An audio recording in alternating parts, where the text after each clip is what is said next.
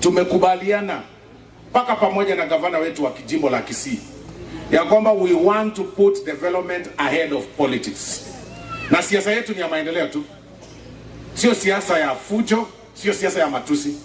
Leo hii tumeleta stima na tumeongea na wananchi hapa, wanatuambia wanataka barabara, ama nyinyi hamtaki? Tumeongea na wananchi hapa, wanasema kuna shule ziko hapa karibu zinahitaji pesa mingi ndio ziweze kujengwa magorofa zikuwe shule za maana, ama nyinyi hamtaki namna hiyo?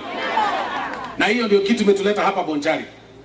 Wenzetu watakuja hapa na siasa yao ya pe waondoke bila kitu. Wananchi wametuambia wanatambua kwamba election iko 2027.